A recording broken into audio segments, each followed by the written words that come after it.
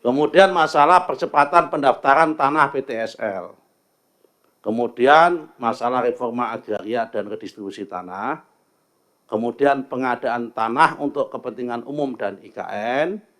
Kemudian pengelolaan, pemanfaatan, pengendalian tanah dan ruang yang berkualitas.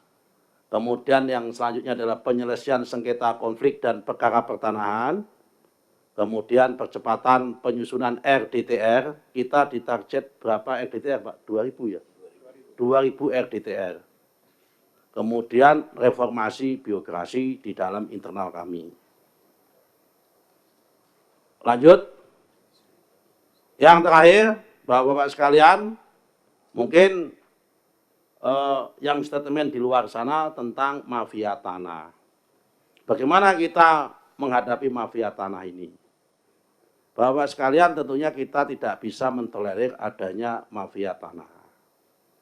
Dan kalau kita identifikasi, mafia tanah itu selalu elemennya atau unsurnya itu melibatkan 3 komponen.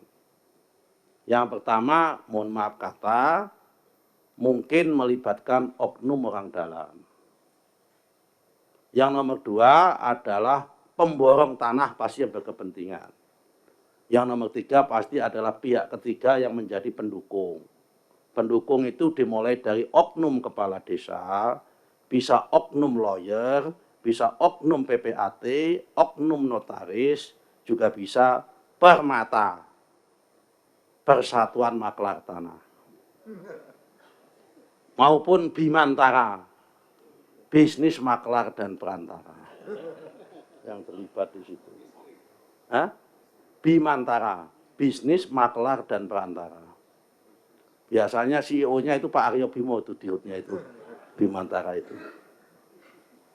Nah, itu yang bisa melibatkan 3 elemen itu yang bisa melibatkan. Nah, apa treatmentnya? Kita tidak bisa mentolerir itu. Kita akan melaksanakan rakor khusus ini dengan Pak Kejaksaan Agung sama Pak Kapolri sama PPATK.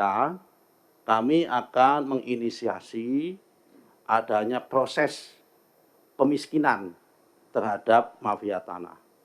Kami tidak hanya puas kalau mafia tanah itu dikenakan delik pidana umum, kalau itu pidana murni, kalau melibatkan aparat negara, penyelenggara negara pasti adalah deliknya adalah tipikor, ya kan, tidak pidana korupsi, tapi kalau bisa diimbangi dengan delik tindak pidana pencucian uang supaya ada efek jerah. Nah, ini yang perlu kita dorong nanti dalam rakor itu, kita sedang simulasi supaya apa? Supaya persoalan mafia tanah ini benar-benar tidak ada di Indonesia, karena itu menyangkut kepastian hukum dan mempermainkan orang-orang kecil yang itu mempunyai hak yang diserobot haknya. Supaya kita semua, baik dari pemerintah maupun yang ada di DPR, tidak kategori orang yang dolim terhadap orang-orang yang kecil atau orang yang berhak. Saya kira itu Pak yang bisa kami sampaikan untuk pemanasan di dalam forum Komisi 2 ini. Selanjutnya kami serahkan kepada Bapak Ketua dan Bapak Pimpinan, serta Bapak Ibu anggota semua. Ini kok, mohon maaf, ini kok anggotanya tidak ada yang sawangebel begitu Pak. Tidak ada wanitanya sama sekali ya. Ada ya. Oh belum hadir ya. Ini kalau rapat tiap hari lihat Aryo Bimo, lihat ini kan bosen kita Pak nanti Pak. Kelihatannya begitu kok, beda dengan 6 ya. Iya, gitu rasanya ini. Sekian, terima kasih Pak. Assalamualaikum warahmatullahi wabarakatuh. Waalaikumsalam warahmatullahi wabarakatuh.